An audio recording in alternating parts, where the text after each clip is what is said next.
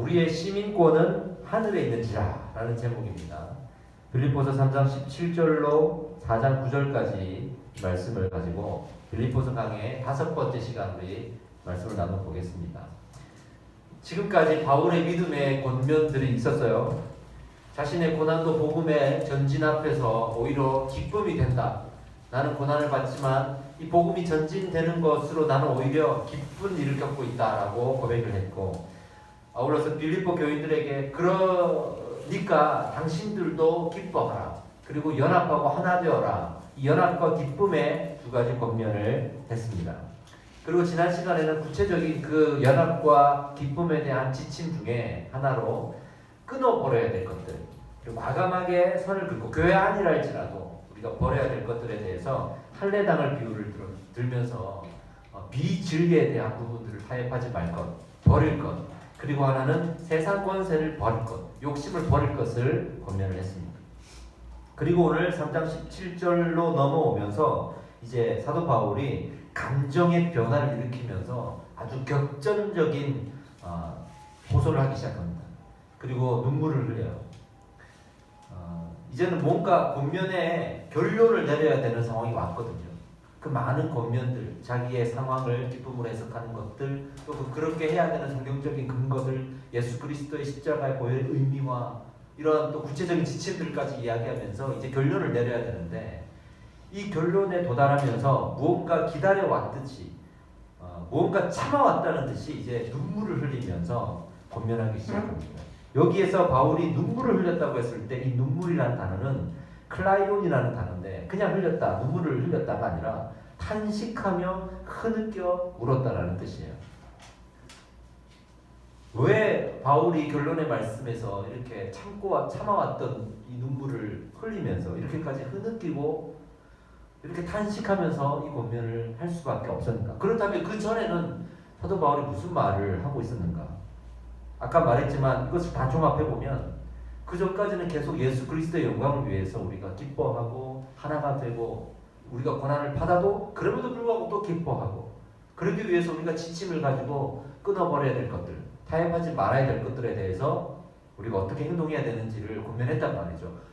종합적으로 보면 예수 그리스도의 영광이었어요.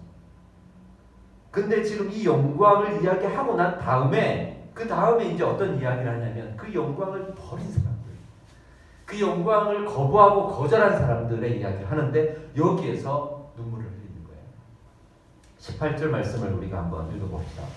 3장 18절 시작. 여러 사람들이 그리스도의 십자가의 원수로 행하느니라. 그리스도 십자가에 뭐라고요? 원수로 행하느니라. 예수 그리스도를 믿는다는 것은, 이 사도 바울을 보면서 우리가 교훈을 얻을 수 있는 것이 자기의 비난, 자신의 고난, 자기의 비난과 고난 이런 것들은 믿음으로 해석할 수 있어요. 근데 예수 그리스도의 비난과 고난 앞에서는 우리는 눈물을 흘릴 수밖에 없어요. 그건 믿음으로 해석이 안 되는 거거든요. 그거는 우리가 참을 수 있는 것이 아니에요. 그래서 이러한 예수 그리스도의 비난과 순환과 고난에 대해서 고백할 때, 특히 찬양의 가사들이나 시편의 어떤 하나님의 그 영광이 가려지는 것들에 대한 고백들, 신약 성경의 예수 그리스도의 십자가에 대한 고백들을 보면 이러한 류들의 고백들에는 하나같이 공통적으로 인간이 감당하거나 인간이 참아낼 수 있는 그런 감정이 아니에요. 참을 수 없는 이라는 말이에요. 이거는 우리가 인내할 수 없는 거예요.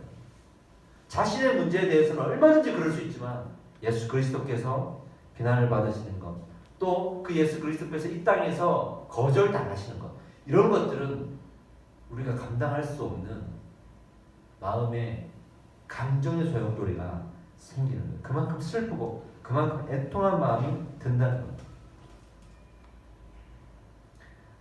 예수 그리스도를 인정한다는 것이 또 그만큼 중요하다는 거죠. 오늘 우리 가정에는 아주 기쁜 일이 하나가 있었습니다. 제가 설교 준비를 하고 있는데 오후에 장모님께서 전화가 왔어요. 그래서 제 전화가 안 받으니까 우리 막내 전화로 전화를 하셔서 제가 받았더니 기쁜 일이 있다. 무슨 일입니까? 했더니 저희 장인어른이 사실은 교회를 오랫동안 안 나가셨고 최근에 들어서 이제 이 사위가 또 목사고 하니까 나가시긴 했는데 인격적으로 그리스도를 만나지는 못했어요. 왜냐하면 직업상 이렇게 방해하는 일들이 참 많거든요. 건설업계에서 일을 하시니까 그죠. 근데 그래도 교회는 나오시긴 했는데 인격적으로 이렇게 예수님을 만나지 못했어요. 그래서 아내 걱정이 항상 교회를 나가는 것과는 별개로 그 인격적인 하나님을 만나야 할 텐데라는 걱정이 있었는데 장모님을 이렇게 항상 돌봐주시던 영적인 멘토인 집사님이 계세요. 그 집사님이 장모님 댁에 아주 오랜만에 오셨어요. 그리고 하룻밤을 죽으셨는데 그때 장인어른을 붙들고 복음을 증거하고 설명하고 할 때 이 장인어른이 인격적으로 예수님을 만나고 예수님을 영접한 거예요. 이거는 내 가족들도 할 수 없는 그분이니까 할 수 있는 하나님의 일이에요. 그래서 영접하고 또 성경을 어떻게 읽어야 되는지 숙제도 내주시고 그래서 그 밤에 놀라운 일이 있었다는 거예요. 그리고 이제 장모님한테 전화를 받고 아까는 또 우리 아내에게 전화를 받았어요. 제가 모르는 줄 알고 전화를 해서 이 기쁜 소식을 전하고 저도 이제 내일 전화를 드려야 되는데 성경을 읽기로 하시고 이런 변화들이 있었단 말이죠.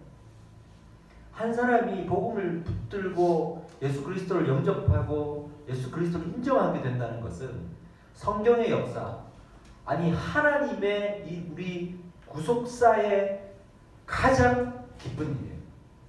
그것을 위해서 이 땅에 오셨고 그것을 위해서 십자가에 못 박혀 죽으셨거든요. 그러니까 얼마나 이게 우리에게 감동적인 일인지 몰라요. 반면에 누군가가 예수 그리스도를 거부하고 거절한다 그러면 그건 역시도 구속사의 가장 슬픈 일이 될 겁니다. 인류의 멸망이 슬픈 게 아니라 그 한 사람의 거절이 슬픈 겁니다. 그렇게 따지면 우리는 멸망되기 이전의 슬픔을 자꾸만 가리고 저 뒤로 미루고 있지만 예수 그리스도는 날마다 우리의 거절을 통해서 가장 큰 비난과 고난을 받고 계신 거예요. 그 사도 바울의 눈물의 권면이 바로 그런 거예요. 아직도 이 땅에 예수를 부인하는 사람들이 이렇게 많다라는 것. 하물며 이 교회 안에도 그 예수 그리스도를 거절할 뿐만이 아니라 원수로 행하는 사람들이 있다라는 것. 이것을 말하면서 어찌 울지 않을 수가 있었겠어요. 사도 바울의 눈물의 본명이었습니다. 요즘에 TV에 정말 이슈가 되고 있는 의사 선생님이 한 분 계세요. 다 아시는 대로 이국종 교수라는 분인데 이 이라대 교수인 이분은 제가 아주 오래전에 설교 때 이분이 유명해지기 전에도 제가 알고 있어서 그 스토리를 간증삼아 제가 대신 전한 적이 있었는데 이분의 또 다른 이야기들이 있습니다. 사실은 이분은 어렸을 때 아버지가 6.25 전쟁 때 한쪽 눈을 잃으시고 장애인이 되셨어요. 국가 유공자겠죠. 국가 유공자 자녀들에게 나오는 의료복지 카드가 있겠죠. 그러니까 그걸 가지고 이제 살아가는데 이국종 교수가 중학교 때 많은 주변에 있는 그 사람들이 그것을 알 거 아닙니까? 그래서 그런 부분들에 대한 또 인정을 우리나라가 잘 못해줬어요. 그런 분들의 자녀들이 살아갈 때 그 노고를 취하기보다는 사실은 우리가 무시하고 상처를 주는 일이 참 많았거든요. 중학교 때 자기가 병원에 갈 일이 있어가지고 병원에 갔더니 그 돈을 계산을 할 때 이 의료카드를 내밀었단 말이죠. 근데 간호사가 그걸 보더니 인상이 딱 달라지더라는 거예요. 그리고 다른 병원을 가라.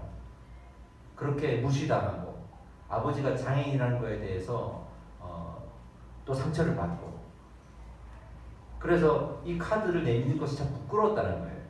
사실은 우리나라의 전쟁의 역사에 몸을 바쳐서 일하신 분인데 우리나라에서 그것이 거부되고 거절되고 있는 거예요. 그런데 이분의 인생을 바꿀 만한 하나의 일이 있었다고 합니다. 어떤 병원을 찾아갔는데 그 병원의 의사 선생님이 이 카드를 딱 보더니 했던 말씀, 그 말씀 하나가 이국종 교수의 마음에 아주 귀하게 남았다고 해요. 그 말씀이 뭐냐면요, 아버지가 참 자랑스러우겠어. 아버지 참 자랑스럽겠다. 이렇게 말했다는 거예요. 그리고 병원비를 받지 않고 아주 극진히 치료를 해주셨다는 거예요. 그분의 이름이 이학산 외과 의사입니다. 이 이학산 의사님의 그 말 한마디에 나중에 이국종 교수가 지금의 외과 의사가 되었다라는 이야기가 있어요. 누군가를 인정해 준다는 것, 그 아버지의 공로를 인정해 준다는 것, 그것이 그 아들의 삶에 얼마나 큰 영향을 주었겠습니까? 이 작은 예화 하나에도 우리가 알 수 있듯이 우리가 이 땅을 살아가면서 우리가 하나님을 인정한다는 것은 우리에게서 영광을 받으실 뿐만이 아니라 우리의 고백과 인정을 통해서 또 다른 사람이 하나님을 볼 수 있는 통로가 된다는 거거든요. 그래서 우리는 늘 우리의 입에, 우리의 고백 속에 하나님을 인정하고 예수 그리스도를 고백하는 우리의 이 믿음의 이 고백들이 선포되어져야 합니다. 흘러가야 됩니다. 이걸 숨겨두고 살거나 부끄러워하거나 해서는 안 되는 거예요. 다른 곳으로 대체할 수도 없는 거예요. 그럼에도 불구하고 오늘 사도 바울이 눈물로 흘리면서 말하기로 그런 사람들이 있다라는 거예요. 원수로 행하는 사람들이 있다라는 거예요. 19절의 말씀을 한번 읽어보겠습니다. 19절 시작. 그들의 마침은 멸망이요 그들의 신은 배요 그 영광은 그들의 부끄러움에 있고 땅의 일을 생각하는지라. 원수로 행한 사람들의 구체적인 행위를 적었습니다. 분명히 그들의 마침은 멸망일 겁니다. 예수 그리스도를 부인하는 사람의 마침은 결국에는 멸망일 것입니다. 그런데 중요한 말 하나가 우리 눈에 딱 들어와요. 그들의 신은 배요. 이 말 신약 성경에 한 번도 나오지 않는 표현입니다. 그들의 우상은 무엇이다 라고 얘기할 때 많은 것들이 나오는데 이 배라는 것, 여기서 말하는 거는 물에 떠다니는 배가 아니라 자기 우리 육신에 있는 배를 얘기하거든요. 이 배를 언급하면서 그 배를 우상으로 삼는다라는 이 말을 하게 됩니다. 여기에서 우리가 어떻게 해석을 해야 되냐 그러면 신약 성경에 한 번도 나오지 않는 표현이지만 그럼에도 불구하고 골로새서나 히브리서에 보면 우리가 먹고 사는 것, 즉 음식에 대해서 너무 과도한 욕심을 가지고 그것이 하나님의 율법보다 더 우선시 된다라는 내용들이 계속 나와요. 그러니까 그들이 말하는 그 배는 음식, 그리고 그 음식은 곧 먹고 사는 문제로 연결된다라는 점에서 이것들은 우리가 잘 먹고 잘 살려고 하는 그 욕심을 신으로 삼았다는 거예요. 그거면 그것을 위해서라면 무엇이라도 할 수 있다는 것. 심지어는 그것을 위해서라면 예수를 부인할 뿐만이 아니라 예수를 이용할 수도 있다는 거예요. 그것을 말하고 있는 겁니다. 여기서 말하는 욕심은 우리가 욕심에 대해서 잘 알아야 돼요. 이 욕심은 저리 가 그래서 가지는 게 아니에요. 나 너 싫어 라고 내가 거부를 표현한다고 해서 되는 게 아니에요. 거울을 보면서 나는 욕심을 가지지 않을까라고 선포한다고 되는 것도 아니에요. 욕심은 그런 존재가 아니에요. 욕심은요 항상 우리가 싸우면서 우리 마음에 있는 욕심과 싸워서 꺾어야 돼요. 무너뜨려야 돼요. 잡아뜨려야 돼요. 그래야만 하는 거예요. 야고보서 1장 15절을 제가 읽어드릴게요. 욕심이 잉태한 즉 죄를 낳고 죄가 장성한 즉 사망을 낳느니라. 잘 보세요. 욕심이 잉태를 한대요. 아이를 놓는데 근데 그 아이가 죄래요. 욕심이 가만히 놔두면 우리가 욕심과 싸우지 않고 가만히 놔두면 이 욕심이 가만히 있을 뿐만 아니라 마치 우리 몸에 그 나쁜 세포나 나쁜 균이 번식을 하는 것처럼 이 번식을 하는데 번식의 그 결과물 형태는 바로 죄라는 형태라는 거예요. 그리고 그 죄가 자란대요. 그리고 장성해서 나중에는 우리가 사망이라는 결과를 얻게 만든대요. 그러니까 이 욕심은 가만히 놔두면 안 돼. 가만히 놔두면 자기가 잉태를 해서 죄를 낳고 그 죄가 알아서 커가지고 사망을 낳는다는 거예요. 그러니까 이 욕심은 절대로 가만히 놔두면 안 돼. 그냥 잡초처럼 뿌리째 뽑아가지고 우리가 날마다 없애. 그 참 희한한 거는 날마다 뿌리를 뽑았고 없애도 날마다 생기는 게 욕심인 거예요. 항상 우리 곁에서 자라고 있는 잡초와 같은 것들이 욕심이에요.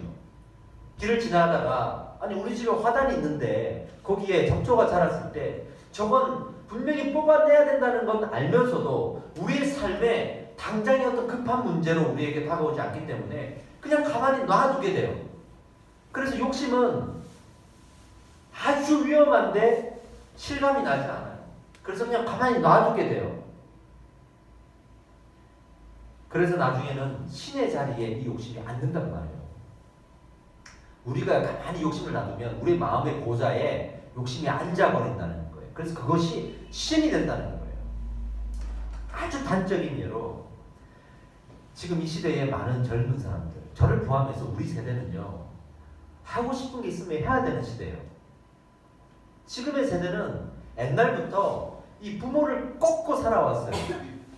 우리 1세대 어르신들은 그래도 전쟁을 겪고 어려움을 겪고 시골에서 자라고 형제들이 뭐 10남 11녀 뭐 이렇게 되잖아요. 보통 우리 아버지도 뭐 10남 13남 이렇게 죄송합니다.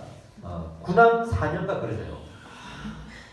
그 시대에는 그랬다고요. 그러니까 집에서 자랄 때 자연적으로 사회 공동체가 돼서 형한테 두드려 맞고 누나한테 조인트 까이고 막 그러면서 살아왔단 말이야. 나도 3남 1녀 중에 막내인데 사실은 이 막내가 아무리 막내라 그래도 3남 1녀 중에 막내라고 하면 달라져요. 형이 둘이나 있으니까 매번 큰형한테는 제가 종아리도 맞아봤고 작은 형한테는 주먹으로 막 치고받고 싸우도 받고 우리 누님은 또 우리 중고등부 한창 그 사춘기 시절에 동생을 갖다가 발로 짓밟기도 하고 지금은 둘도 없는 분들이지만 그런 시절이 있었거든요. 그러니까 저는 자연적으로 뭘 배우냐 그러면 굴복하는 걸 배웠어요. 근데 대부분은 요즘 사회는 1남, 1녀 뭐 아니면 자녀가 한 사람 정도 이런 사람들로 우리가 자라왔기 때문에 부모를 이기고 살아왔어요. 자기가 하고 싶은 거 있으면 해야 돼. 그러다 보니까 이제 어른이 돼서 우리가 이제 이 사회를 이끌어갈 수 있는 정도가 되었는데 전부 다 자기 욕심대로 해야 돼. 그거 안 하는 사람이 광기가 드러나요. 왜냐하면 그걸 못 받아들이는 거거든. 그래서 제가 우리 자매들한테 결혼할 때 꼭 내가 살펴보라고 하고 이 사람이 정말 갖고 싶은 게 있었는데 못 가지게 되었을 때 어떻게 하는지 내가 보라고 해요. 그때 사람이 이성을 잃는다 그러면 위험한 거다. 뭐 못 가진다고 해서 막 들어누워 버리면 이건 위험한 거다. 세상 살다 보면 못 가질 일이 얼마나 많습니까? 근데 그 위험성을 가지고 우리가 결혼하면 안 되는 거예요. 할렐루야. 근데 이 욕심이 그런 존재예요. 가만히 놔두면 안 돼. 그럼 우리를 그렇게 되도록 만든다라는 거예요. 근데 아까 말했던 야고보서 1장 15절에 욕심이 잉태하고 죄가 장성하고 사망을 낳는다라는 그 직전의 구절에 보면 또 어떤 얘기가 나오냐면 욕심에 끌려 미혹된다라는 표현이 나와요. 이 욕심은 그렇게 자기 스스로도 잘하기도 하지만 우리를 딱 잡고 끌고 가요. 그럼 미혹해. 계속 우리를 안절부절 못하게 만들고 우리 눈에 아른거리고 우리의 마음을 자꾸 조종질하면서 가만 놔두지 않아. 가만 놔두지 않아. 초등학교 때 내 옆에 있는 짝꿍이 내가 공부를 좀 이렇게 해보려고 말이지 수업을 듣고 있는데 계속 방해를 하는 거예요. 공부를 못하게.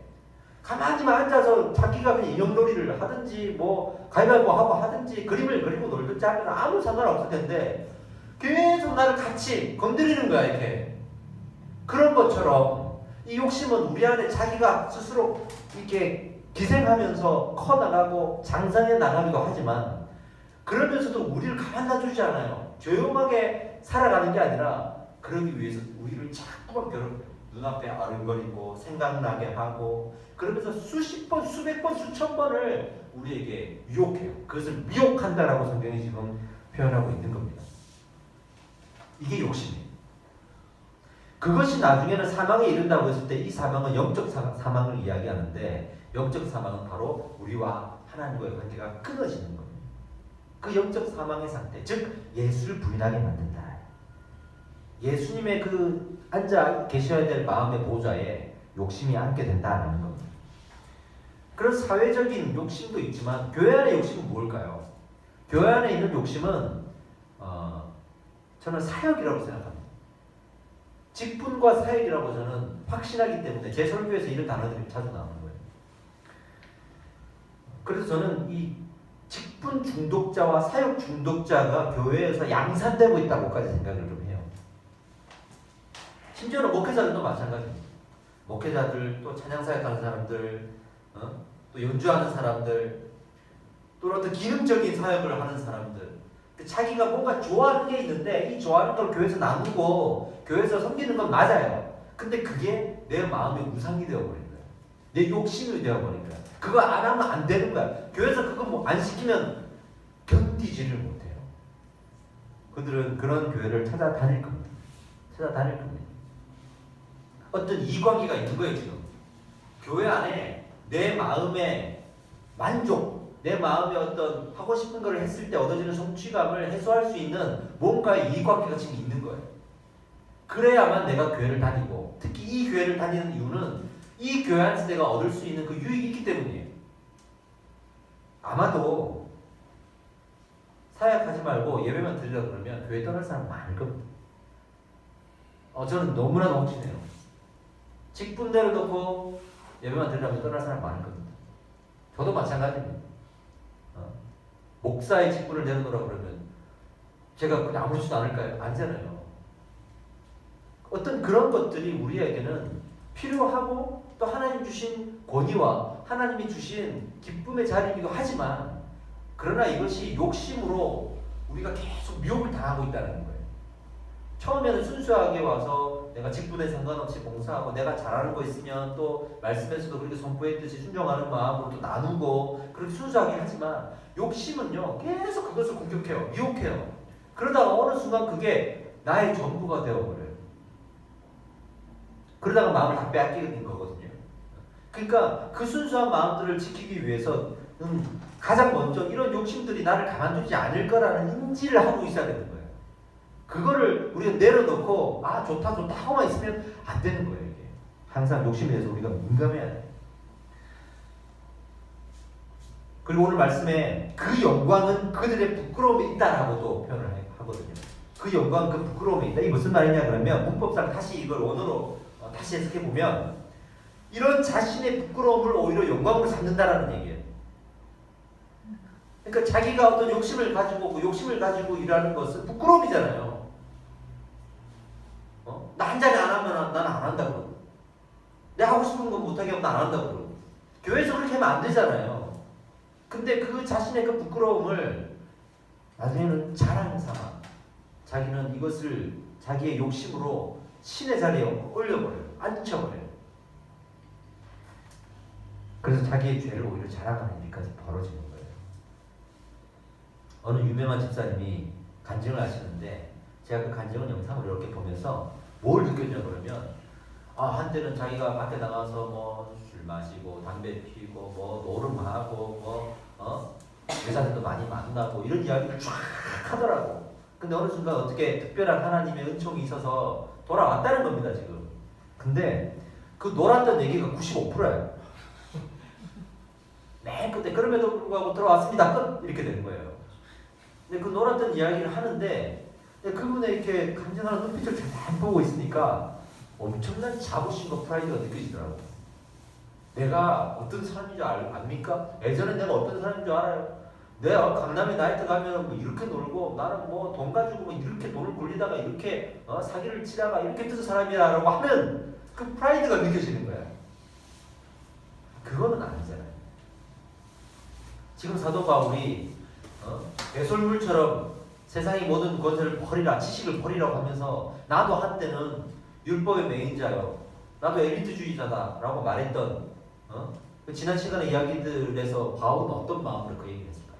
그 과거에 대해서 얼마나 안타까움과 그 마음에 대해서 회개하는 마음들이 그 안에서 느껴졌을 겁니다. 분명히 자신의 과거를 애통하는 마음이 있었을 거예요. 근데 많은 사람들이 이렇게 보면 그 과거가 너무 자랑이 되어버렸어요. 내가 옛날에 이랬다고 저랬다고.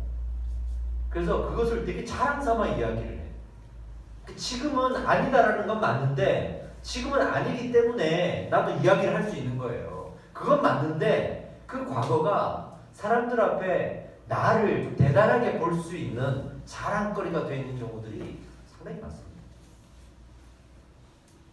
내가 탕자했을 때 주염 열매를 내가 먹었어. 니네 그런 적 있어? 이렇게 되는 거예요. 이게 무슨 말이냐면 죄에 대한 민감한 그 감각이 없어져 버려요. 죄에 대해서 무감각한 마음이 생긴다는 거예요. 그러니까 마음의 욕심이라는 게 마음의 보좌에 딱 앉으면 우리가 죄에 대해서 둔감해져요. 내가 죄를 짓고 있거나 내가 과거에 죄를 지었구나 하는 거에 대해서 아주 둔감해져요. 왜? 욕심이라는 게 그래요. 그래서 결국에는 그 죄를 말하는 예수 그리스도의 십자가의 보혈에 무감각해지는 최종적인 결과를 낸다는 거예요. 이런 탄식할 만한 일들이 지금 이 빌립보 교회 안에도 있다는 것을 알고 사도 바울이 눈물로 고소를 하는 겁니다. 그리고 이렇게 권면하죠. 우리가 바라보아야 될 것이 무엇인가? 그 감각을 다시 잃어버리지 않고 그 감각을 지키기 위해서 우리는 무엇을 해야 될 것인가? 그 첫 번째로 하늘에 있는 우리의 시민권을 기억하라. 우리의 시민권은 하늘에 있다. 이 땅에 있지 않다. 이 땅의 것들에 아무리 욕심을 가져봐야 그 하늘에 있는 시민권에 우리가 합당하지 않는 거다. 아무리 이곳에 좋은 게 많아도 하늘에 더 좋은 것이 있다. 우리가 가장 소중하고 가장 욕심을 내야 될 건 오히려 그 시민권입니다. 할렐루야. 여기서 시민권 이야기가 나오고, 그리고 하나는 멸류관 이야기를 해요. 자신의 멸류관 이야기.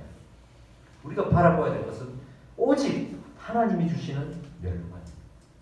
그거 하나면 족하다라고 생각하고 이 땅의 것들의 유익을 쟁취하지 않는 삶. 필요해서 구하기도 하고 또 우리가 그것을 누리기도 해야 되지만 욕심에 매여서 내 마음의 보좌에 그것을 앉힐 수는 없어요. 늘 우리가 누리고 때로는 즐기면서도 이것이 내 마음에서 자라나지 않고 내 욕심이 보좌에 앉지 않도록 늘 우리가 싸워서 꺾어야 돼. 한 사람이 오면 또 하나를 꺾고 또 하나가 오면 또 하나를 꺾고 그것이 생각 속에 오면 생각 하나를 꺾고 어떤 피부에 어떤 민감함으로 오면 하나를 꺾고 누군가의 말 한마디로 오면 또 그 말을 꺾고 늘 그렇게 우리는 이 욕심을 대적하고 싸우지 않으면 안 돼요. 저는요 사단마귀 뭐 이런 이야기들을 분명히 우리 영적 세계에 있고 사단마귀 권세에 대적해야 되지만 아주 실제적으로 우리가 피부에 와닿을 수 있는 말 한마디는 욕심에 대적하는 거예요. 이게. 사실은 우리가 말하는 그 사단마귀가 내 욕심인 경우도 상당히 많아요. 지금 이 사도 바울이 그런 권면을 하고 있는 겁니다. 그래서 20절에 그러나 우리의 시민권은 하늘에 있는지라 거기로부터 구원하는 자 곧 주 예수 그리스도를 기다리노니 말할 수 있는 거죠. 하나님의 나라를 기다리는 사람들은 하나님의 나라가 잘 들으세요. 이 하나님의 나라를 기다리는 사람들은 뭘 아냐면 하나님의 그 나라가 이 죄와 연결되어 있다는 걸 알아요. 이 죄를 통하여서는 결코 그 하나님의 나라를 볼 수 없다는 것. 죄로 인하여서는 하나님의 나라를 경험할 수 없고 기다려봐야 헛된 일이라는 것을 잘 알아요. 그래서 이 죄에 대해서 민감함을 가질 수밖에 없어요. 하나님의 나라를 소망하는 사람, 그 하늘의 시민권을 가지고 멸류관을 소망하는 사람들은 이 죄에 대해서 민감할 수밖에 없어요. 그래서 이 민감함을 어떻게 살려야 됩니까? 라고 말할 때 뭐 어떤 방법이 있는 게 아니라 그 나라를 소망하면 되는 거예요. 할렐루야. 그 나라를 내가 정말 갈망하면 되는 거예요. 그러면 죄에 대한 민감함이 생길 수밖에 없어요. 없어요. 내 몸을 사랑하고 내 육신을 아껴야 내가 먹는 음식들이 이게 좋은 음식인가 나쁜 음식인가 이걸 알 수 있잖아요. 거기에 민감해질 수 있는 거예요. 사실 우리는 몸이 좀 아파봐야 며칠 동안 우리가 막 설사를 하고 그래야 그때서야 비로소 우리가 뭐합니까? 죽을 먹어요. 사람들이 죽 먹고 그 뭐 몸에 좋은 거 먹으라 해도 안 먹던 양반들이 그렇게 몸에 증상들이 나타나야 그때서야 얼씨구 나고 비타민도 챙겨 먹고 유산균도 챙겨 먹고 그렇게 하잖아요. 하나님 나라의 소중함을 아는 사람들은 그 하나님의 나라가 얼마나 이 땅에서 거부당하고 있고 이 땅에서 얼마나 하나님의 나라가 어떤 그 거절 그리고 부인 이런 것들을 통해서 비난받고 있는지를 계속 묵상해요. 그러면 이 사람들은 본능적으로 이 죄에 대한 감각이 살아나요.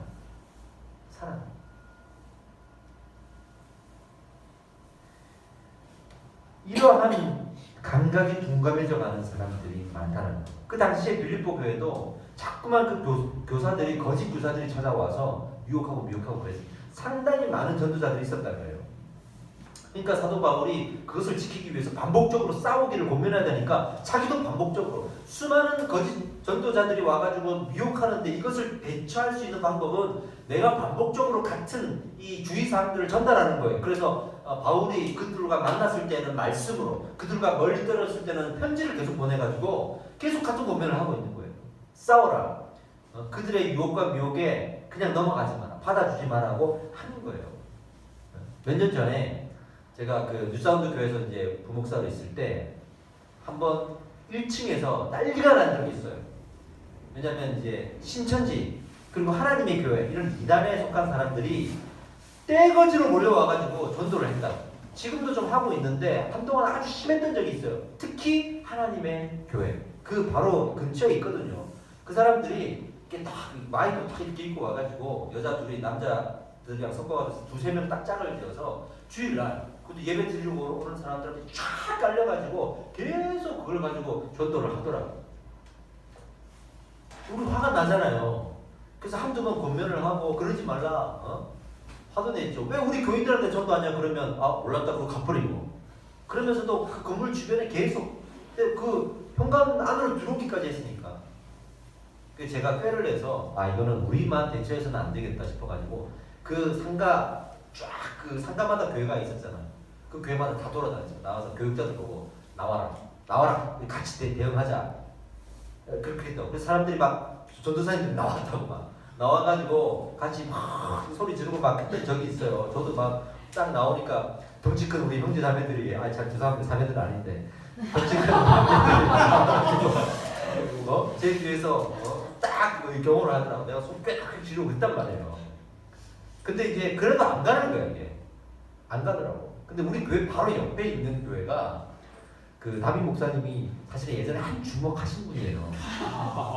저랑은 같은 교회에서 그분이 부교육자로 사역했고 나가면서 제가 들어갔기 때문에 이제 오다 가다가 그 교회에서 이제 그 교회는 그 교회에서 있다가 나간 교육자들을 정기적으로 불러서 수련회를 했었어요. 그래서 그때 그 이전에 선배 교육자들 제가 만날 수 있었기 때문에 그때 이미 교제를 나눴기 때문에 알아요.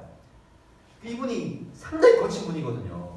아주 그 와일드하신 분입니다. 근데 이분이 와일드하니까 꼭 와일드한 밑에는 와일드한 사람들만 따라요. 거기 청년들이 장난 아니에요. 아주 그냥 우리 교회 봐요. 저를 닮아 얼마나 원조하고 이렇게 얼마나 화가 납니까? 근데 거기는 되게 와일드한 청년들이 많았어요. 그래서 제가 갔죠. 목사님한테. 목사님 도움 좀 필요합니다. 그랬더니 그래? 야 안 들어가 이렇게 된 거야. 그랬더니 거기 이런 청년들이 와가지고 진짜 몸싸움을 한 거예요. 그러면서 거기 전도하던 그분이 핸드폰을 떨어뜨렸는데 깨진 거예요. 그러면서 같이 몸싸움을 한 거예요 이게. 그래가지고 그쪽도 이제 마음이 상하고 우리도 마음이 상하고 막 싸우다가 헤어졌는데 근데 그러고 나서는 진짜 한 1년 이상을 잠잠했어요. 요즘에 이제 계속 또 그렇게 시작했다는 건 알고 있는데 어쨌든 그 일이 있고 나서부터는 한 1년 정도를 잠잠하더라고. 저기 가면 안 되겠다는 생각은 했던 모양이에요. 그것처럼 우리의 삶에 어떤 유혹과 유혹들이 많이 있는데 거기에 우리가 절대로 무감각해져서는 안 돼요.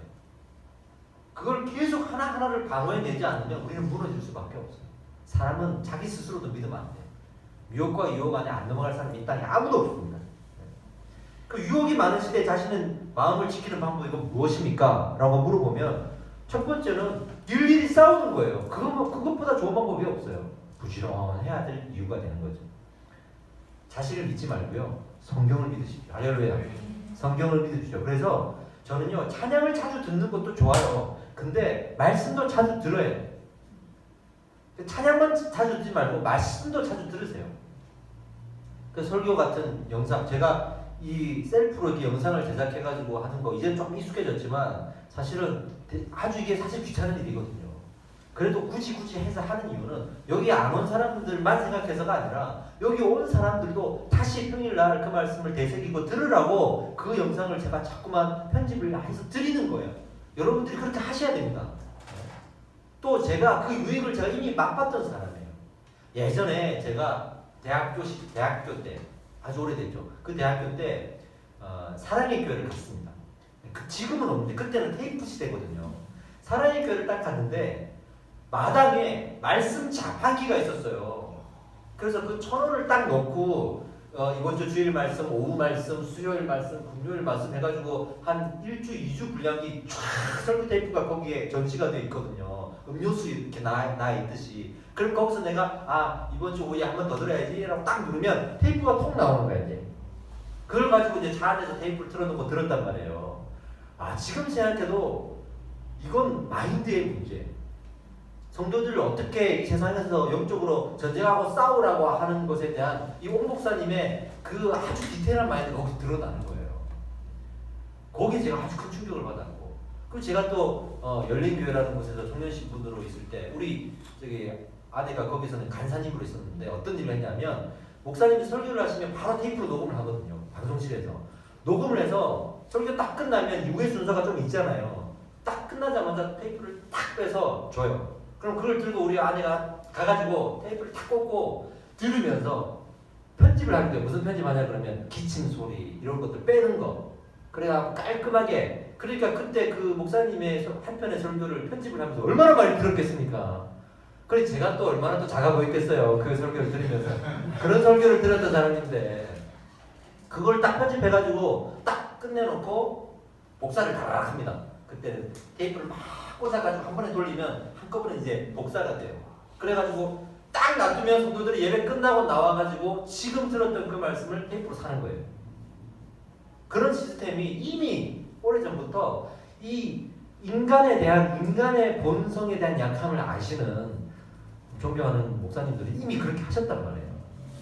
근데 그걸 제가 듣고 하면서 들었던 말씀을 또 듣고 평일날 내가 또 되새긴다는 의미가 뭔지는 알겠어요.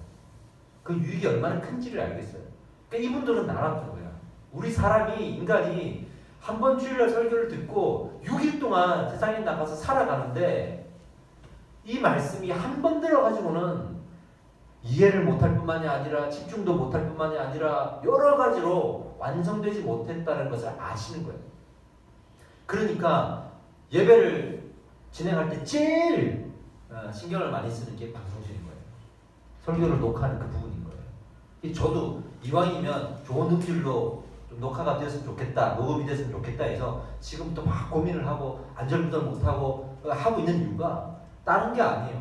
여러분들이 들어야 되는데 그래도 집중해서 들을 수 있고 편안하게 들을 수 있는 그런 그 말씀들이 좀 만들어졌으면 좋겠다라는 생각이 있어서 그런 거예요. 그러니까 그만큼 지금 제가 무슨 얘기하고자 하냐면 말씀을 자주 들으세요. 할렐루야. 자주 들으잖아요. 저도 제 설교를 또 들어요. 제가 유튜브에 올려놓고 차 안에서 저 혼자 제 설교를 들어요. 그러면 저도 은혜가 돼요. 이게 욕심과 우리가 싸워서 이길 수 있는 아주 좋은 방법이죠.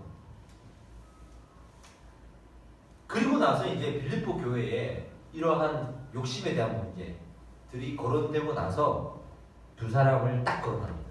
누구냐면 유오티아와 순두계라는 두 사람을 갑자기 거론을 해요. 사실은 제가 생각할 때는 예화예요. 어떤 이야기 있으면 구체적인 두 사람이 나와가지고 이제 예를 들어야 되는 거 아니에요. 이 두 사람이 어떤 사람들이냐면 누군지는 안 나오고 다툰 거예요. 싸운 거예요. 어떤 이유인지는 안 나오는데 문맥상 보면 어찌됐든 그 욕심과 관련되어 있는 싸움이 아닐까라고 생각될 수밖에 없어요. 싸우는데 사실 교회 역사에 없어서는 안 될 주제죠. 항상 우리 성도 간의 싸움, 우리 이 교인들 간의 싸움은 늘 우리 주위에 존재하니까.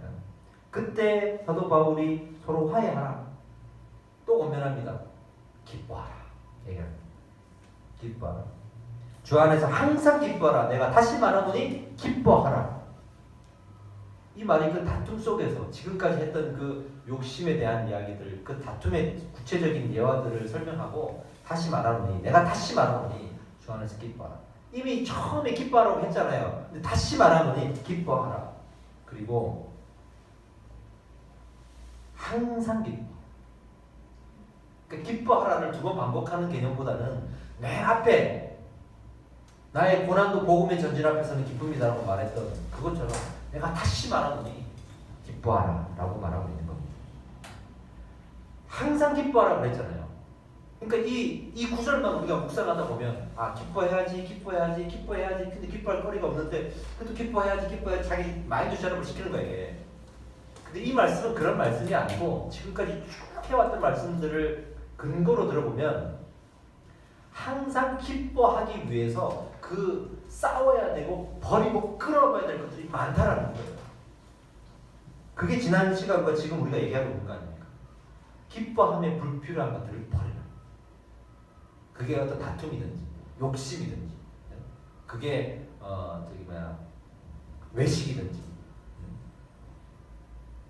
그게 세상의 권세든지 무엇이든지 다 끊어버려요. 그런 것들이 내 마음의 욕심으로 자리 잡히니까 내 마음에 하나님을 향한 복음에 대한 이 기쁨이 사라지는 거예요. 그런 것들을 자꾸 내려놔야 우리가 그 기쁨이 샘솟을 수 있는 거예요. 이것은 마인드 셋업으로 되는 게 아니에요. 기뻐야지 나는 기뻐할 수 있어. 긍정의 힘으로 되는 게 아니에요. 배가 침몰할 때 배가 무거워서 침몰한다 그러면 뭘 해야 됩니까? 무거운 것들을 버려야 되잖아요. 그러면 배는 가게 돼 있어요. 뜨게 돼 있어요. 내 손에 있는 이 무거운 것들을 내려놓으면 나는 붕 뜨게 돼 있어요. 기쁘게 돼 있어요. 항상 기뻐라는 말은 그래서 항상 이 죄, 욕심 이런 것들을 내가 싸우면서 꺾고 잡아뜨리고 버려가면서 나를 정말 순수하게 하나님만 바라볼 수 있는 마음의 상태로 가져가라는 뜻이에요. 그런 의미에서 오늘 항상 기뻐하라라는 거예요. 그리고 이렇게 기뻐하기 위해서는 이렇게 기쁨에 넘치는 사람이 되기 위해서는 많은 것들을 버려야 되잖아요. 그런 사람들 보고 세상 사람들이 뭐라 그러냐 그러면 큰 사람이다 그래요. 아 저분은 정말 크신 분이다. 크신 분이다.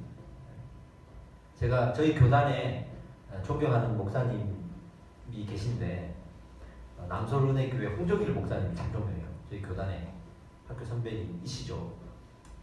저희 부교육자들이 항상 가고 싶은 교회들이 있어요. 저희 교단 안에서는 그 가고 싶은 교회들 중에 하나가 바로 이분 밑에서 이제 사역을 배워보고 싶은 마음이 있는 거예요. 저도 한때 그랬습니다. 근데 그 중에 수많은 예화들이 있거든요. 이분의 예화. 그 예화들 중에 하나인데 정말 말 안 듣는 그리고 능력 없고 문제 많은 부교육자가 있었다는 거예요. 그 이분이 보시기에 답답한 거야. 자꾸 이제 문제가 생기니까. 그러니까 이제 문제가 있는 분이니까 다른 교회로 이제 뭐 어쨌든 다른 교회 가든 말든 어쨌든 교회에서 내쫓아야 될 거 아니에요. 그렇게 해서 내어 쫓김을 받는 분들이 또 많거든요. 많아요. 보통은 그렇게 해서 그냥 우리 교회에서 사역하지 못하도록 내쫓는 걸로 끝냅니다. 다른 교회 가든지 말든지 뭐 이렇게 되는 거죠. 근데 이분이 어떤 이야기를 했냐 그러면 그 장로님들한테 이렇게 얘기를 했어요. 문제가 참 많은 게 맞다고.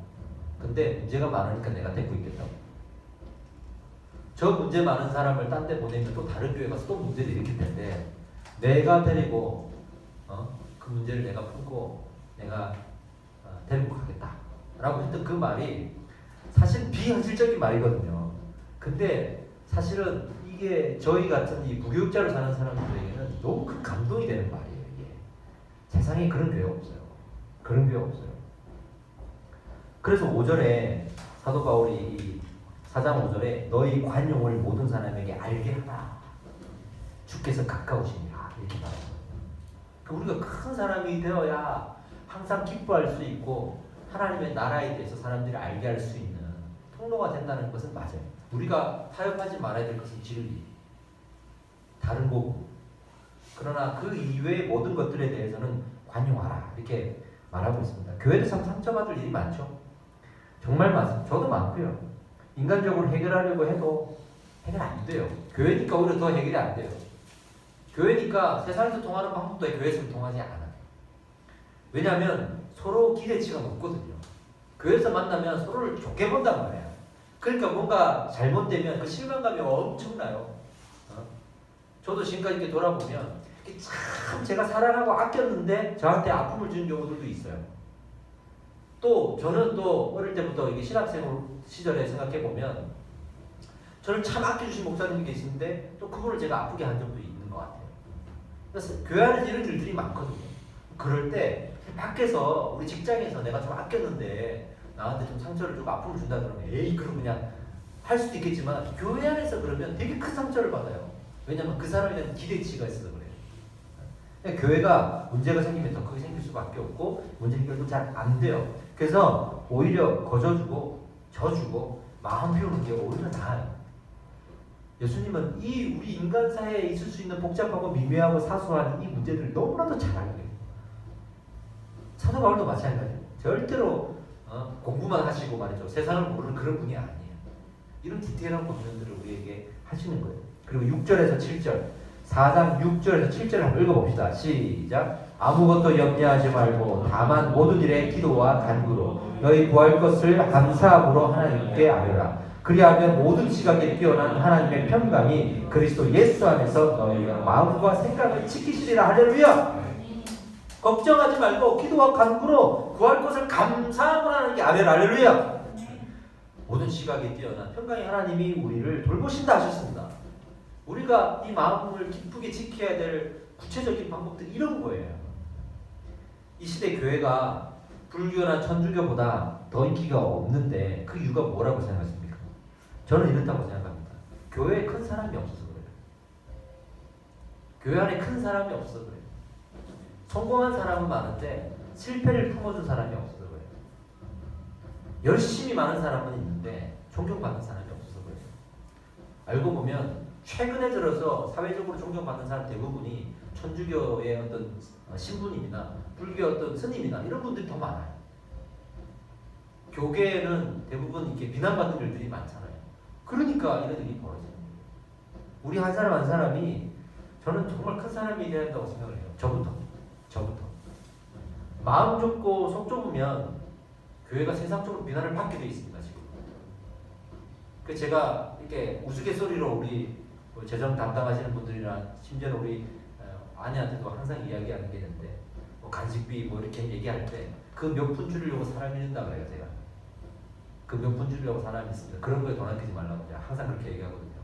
그래서 여러분들이 그나마 풍성하게 여기서 먹는 거예요. 근데 우리가 항상 사실은 큰 걸로 사람을 잃는 일은 별로 없어요. 작은 걸로 그 사람에 대해서 엄청난 실망이. 심지어는 나는 몰라. 내가 무슨 실망을 주는지도 모르는데 내 말 한마디에 이 사람은 엄청난 실망을 하고 시험 들어있는 경우들도 있을 수 있어요. 그러니까 우리는 이런 것들을 좀 품어줄 수 있는 사람이 돼야 되는 거예요. 품어줄 수 있는 사람이 돼야 되는 거예요. 교회 가면 모두 상처를 딱 싸매고 이걸 견디느라 힘들어요.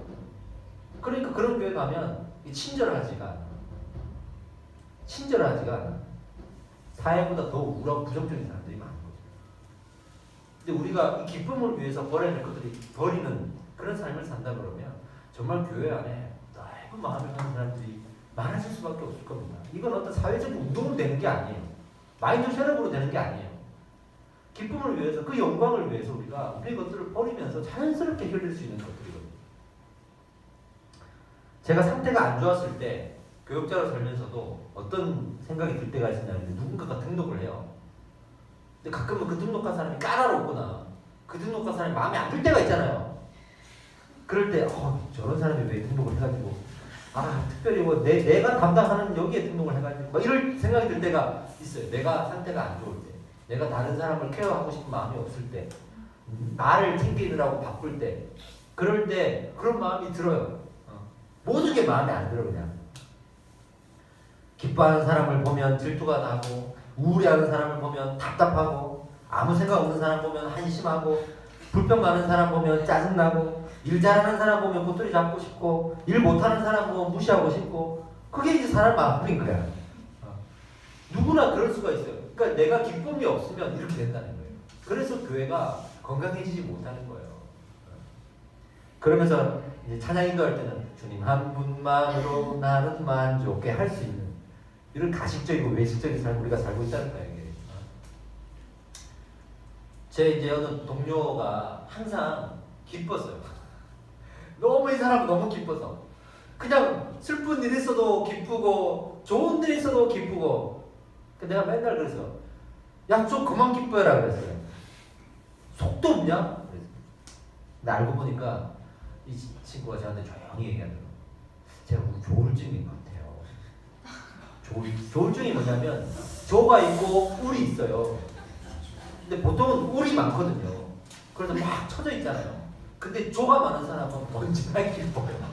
쭉 떠갖고 막 이렇게 기분 좋았듯이 하는데 그게 아닌 거예요. 이게 조울증. 근데 조가 많아서 그런 거예요. 그런 이야기를 하면 제가 이런 또 어려움이 있었구나. 그러면서 그분이 되게 긍휼히 제가 여기게 됐어요. 그런 과정들을 지켜보면서 참 우리가 왜 이렇게 교회 안에 버리지 못하는 것들이 많을까? 무엇가 이렇게 갖고 싶은 게 많고 원하는 게 많고 내가 원하는 상황들이 되어야 직성이 풀리는 것에 대해서 왜 이렇게 서로를 이렇게 힘들게 하고 막 그렇게 살아갈까? 이런 고민도 정말 많이 했어요. 많이 했어요. 근데 제 안에도 그런 게 왜 없겠습니까? 제 안에도 있죠. 제가 하고 싶은 것만 한번 얘기해 볼까요? 정말 막 엄청난 것들이 있을 거야. 저는 50평으로 만족할 수가 없어. 이런 마이크도 만족할 수가 없고 이 모니터 없는 이 환경도 만족할 수가 없어요. 저는 그런 걸로 우리가 생각하면 서로가 상처받을 일이 정말 많거든요. 근데 그러니까 우리는 버려야 되는 거예요. 그럴 때마다 우리가 다 싸워야 돼. 버려요. 계속 버리는. 기뻐하기에 불필요한 것들 모두 버리시기 바랍니다. 기뻐하게 하기 위해서 십자가의 고난을 받으셨음을 기억하십시오. 기뻐해야 감사할 수 있다는 것도 기억하십시오. 이 설교를 이제 마무리해야 되는데 제가 설교 끝에 내가 버려야 될 것이 무엇인가 한번 고민해봤어요. 첫 번째, 내가 그럼 뭐에 지금 욕심이 있는가? 제가 얼마 전에 아내한테도 하소연이 한 적이 있습니다. 설교에 집중할 수가 없다. 집에서는 설교에 집중할 수가 없다.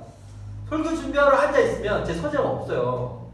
원래 있었는데 이제 진석이한테 내어주고 이제 안방에서 제 서재를 쓰는데 계속 누군가가 왔다 갔다 해요. 그리고 누군가가 계속 저를 불러요. 여보, 아빠 이렇게 불러요. 심지어는 아빠 일로 와봐 그래요.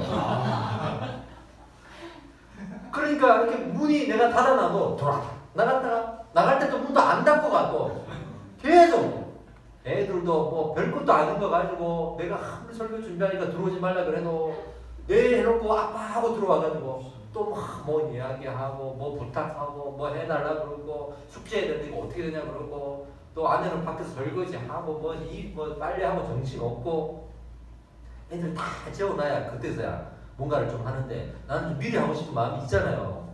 그리고 막 하면은 그게 집중이 안 되는 거야. 제가 집중할 수 있게 해달라고 저는 짜증도 내고 그랬단 말이에요. 근데 이제 이 설교를 준비하면서 이것도 내가 버려야 될 것들이구나 라는 생각이 들어요. 내가 가족들을 더 사랑해야겠구나 라는 생각들이 또 들고 어느 목사님이 하신 이야기가 기억이 나요. 그 사모님이 아주 별난 특징이 있어요. 뭐냐면 당 냄새를 못 맡는 거예요. 당 냄새를 맡으면 이게 알레르기 증상이 나타나거나 그래요. 그래서 치킨을 못 먹어요. 집에서. 이런 세상 불행한 일이 어디 있습니까? 자기 이제 목사님이 딸이 있는데 딸하고 목사님은 치킨을 너무 좋아하는 거예요. 집에서 치킨을 시켜 먹지를 못하는 거예요. 근데 그날 이제 사모님이 외부에 나가셨다가 이제 자기 둘만 있으니까 엄마가 없을 때 우리가 치킨을 시켜 먹자. 시켜 먹은 거예요. 근데 치킨을 그냥 시켜 먹으면 안 돼. 엄마가 들어왔을 때 치킨 냄새가 날 수 있잖아요. 그래서 치킨을 시켜가지고 배달시켜서 들고 화장실로 가서 환풍기를 틀어놓고 그 밑에서 치킨을 먹고 깨끗이 정리한 다음에 화장실로 나와놓고 계속 환풍기를 틀어놓는 거예요. 그래야만 되는 거예요. 그러니 얼마나 짜증이 나겠습니까? 짜증이 나겠습니다. 근데 언젠가 이제 교육자들 모여가지고 술을 내가고 막 그랬는데 또 저기서 닭도리탕, 삼계탕 이런 것만 먹잖아요. 또 가면 밥을 못 먹는 거예요. 근데 본인도 같이 못 먹으니까 짜증이 나는 거예요. 근데 그 사모님이 그러셨다는 거예요. 내가 나를 어떻게 할 수 있는 게 아니라고. 나는 정말 힘들다. 나도 너무 힘들다. 이런 얘기를 할 때 내가 저의 그 약함을 내가 품어주지 못했다는 거에 대해서 엄청 이렇게 미안한 마음이 들었다고 하더라고요. 교회 안에 그런 사람들이 참 많거든요. 자기가 어떻게 할 수 있는 것들이 아닌 것들이 많아요. 근데 그것들을 우리가 품어주지를 못할 때 이게 이제 서로가 버리지 못하는 경우가 될 수 있겠구나라는 생각이 들고 저희 아이들이 안 되는 걸 어떡하냐. 아이들 좀 자라야 아빠를 배려할 수 있겠죠. 그때까지 내가 아이를 사랑해 줘야만 하는 일이 되니까 이건 내 마음에 버려야 될 부분이구나 하는 생각이 들더라고요. 또 상가를 입주하는데 복잡한 일들이 많잖아요. 또 철거 문제가 해결이 안 돼가지고 공사가 연기되고 있고. 그러니까 우리는 계속 기다리면서 자꾸 연기되네, 왜 자꾸 연기되네, 왜 이런 일이 벌어지는지 불평할 수 있잖아요. 근데 제가 또 설교 준비하면서 딱 생각해 보니까 하나님 두 가지 마음 주시더라고요. 그러니까 네가 기도해야 된다. 기도의 단을 세워라. 기도의 단이 안 쌓아지면 나 이거 진행 안 한다. 이런 말씀 주시는 것 같아요. 또 하나는 또 우리가 일찍 공사해봐야 우리에게 좋을 게 없어요. 왜냐하면 우리는 계속 1,000만 원 작정 기도를 하고 있고 그런 마당에서 이게 공사가 일찍 해가지고 일찍 공사비를 지급하고 하는 일이 우리에게는 그게 좋은 게 아니에요. 그러니까 하루라도 그냥 늦춰지는 대로 우리는 하나님의 은혜라고 생각하고 하면 되는 거거든요. 이런 것들을 또 깨닫게 하시는구나 이 생각이 들었습니다. 하나님, 저희가 이런 것들을 버리겠습니다. 이런 욕심들을 버리고 다시 하나씩 우리의 마음을 기뻐함으로 가져갈 수 있는 일에 집중하도록 하겠습니다. 이런 마음이 들었습니다. 그리고 오늘 결론으로 8절 9절 드디어 마지막 절인데 읽어봅시다. 8절 9절 시작. 끝으로 형제들아, 무엇에든지 참되며 무엇에든지 경건하며 무엇에든지 오르며 무엇에든지 정결하며 무엇에든지 사랑받을 만하며 무엇에든지 칭찬받을 만하며 무슨 덕이 있든지 무슨 기림이 있든지 이것들을 생각하라. 너희는 내게 배우고 받고 듣고 본 바를 행하라. 그리하면 평강의 하나님이 너희와 함께 계시리라. 할렐루야. 우리가 뭐 말아 해도 많지만 그 모든 걸 다 제쳐두고 나는 경건해야지, 나는 뭐 참되어야지, 나는 옳아야지, 나는 정결해야지, 다 좋아, 다 좋은데 그것들 중에 제일 중요한 것은 지금까지 이 사도 바울이